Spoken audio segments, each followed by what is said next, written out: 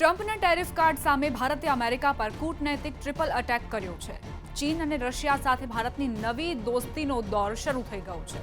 પ્રધાનમંત્રી મહિનાના અંતમાં એસસીઓ સમિટમાં સામેલ થવા ચીન જવાના છે, જ્યારે બીજી તરફ ચીનથી આવેલા વિદેશ મંત્રીની હાજરીમાં દિલ્હીમાં કેટલાય મહત્વના મુદ્દાઓ પર વાટાઘાટો થઈ છે। એટલું જ નહીં, રશિયા પાસેથી તેલની ખરીદી મુદ્દે ભારતે અમેરિકાને રોકડું પરખાવી દીધું છે। વિદેશ મંત્રી એસ જયશંકર રશિયાની મુલાકાત લીધી। રશિયામાં એસ જયશંકરનું ભવ્ય સ્વાગત કરાયું, જે બાદ તેઓ રશિયાના રાષ્ટ્રપતિ વ્લાદિમીર પુતિન અને વિદેશ મંત્રી સર્ગેઈ લાવ્રોવને મળ્યા અને ચર્ચા વિચારણા બાદ રશિયાની ધરતી પરથી અમેરિકાના ટેરિફ આરોપોનો કડક જવાબ આપ્યો, સાથે ભારતની સ્થિતિ પણ સ્પષ્ટ કરી। We are not the biggest purchasers of Russian oil, that is China. We are not the biggest purchasers of Russian LNG. I'm not sure, but I think that is the European Union. We are not the country which has the biggest trade surge with Russia after 2022. I think there are some countries to the south. We are a country where actually the Americans said for the last few years that we should do everything to stabilize the world energy markets, including buying oil from Russia. Incidentally, we also buy oil from America, and that amount has been increasing. So, quite honestly, we are very perplexed at the logic of the argument that you had. અમેરિકી રાષ્ટ્રપતિ Donald Trump tariff ગેમથી Russia Ukraine યુદ્ધને ખતમ કરવાનો પ્રયાસ કરી રહ્યા છે। આ માટે તેઓ ભારતને બલીનો બકરો બનાવવા માંગતા હતા। ભારત પર લગાવેલો વધારાનો 50% ટેરિફ તેનું ઉદાહરણ છે, પરંતુ ભારત પણ અમેરિકાની ગેમને સારી રીતે જાણે છે। આ જ કારણોસર ભારત હવે અમેરિકાની એવી નસ દબાવી રહ્યું છે, જેનાથી અમેરિકાની ચિંતા વધી ગઈ છે।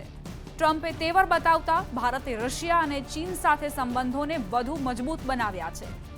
આ તરફ ચીનના સંબંધોમાં પણ સુધારો જોવા મળી રહ્યો છે। ચીનના વિદેશ મંત્રીના ભારત પ્રવાસમાં કેટલાય મહત્વના નિર્ણય લેવાયા, જેની સીમાથી લઈ સંસ્કૃતિ અને વેપાર પર મોટી અસર થશે। સૌથી મહત્વનો નિર્ણય છે ભારત અને ચીન વચ્ચે 3 પારંપરિક રસ્તાને ફરીથી ખોલવો। ભારત અને ચીન વચ્ચે છેલ્લા 5 વર્ષોથી આ 3 માર્ગો પરથી વેપાર બંધ છે, જેને ખોલવા પર સહમતિ સાધવામાં આવી છે।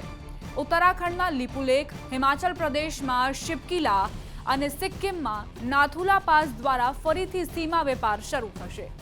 3 વર્ષોમાં પહેલીવાર 3 દિવસની દિલ્હી યાત્રાએ આવેલા ચીનના વિદેશ મંત્રી વાંગ હીએ અલગ અલગ બેઠકોમાં ભાગ લીધો। વાંગ હીને પહેલા વિદેશ મંત્રી એસ જયશંકર સાથે મુલાકાત કરી। બીજા દિવસે રાષ્ટ્રીય સુરક્ષા સલાહકાર અજીત ડોભાલ સાથે તેમની લાંબી બેઠક ચાલી અને સાંજે પ્રધાનમંત્રી નરેન્દ્ર મોદી સાથે મુલાકાત કરી। એસસીઓની બેઠકમાં સામેલ થવા આમંત્રણ પણ આપ્યું। બંને દેશો વચ્ચે 10 મહત્વના નિર્ણય લેવાયા છે। ચીને પ્રધાનમંત્રી નરેન્દ્ર મોદીને શાંઘાઈ સહયોગ સંગઠન તિયાનજિન સંમેલનમાં સામેલ થવા આમંત્રણ આપ્યું છે, જ્યારે ભારતે આ સંમેલનની અધ્યક્ષતા કરી રહેલા ચીનને સંપૂર્ણ સમર્થન આપ્યું છે।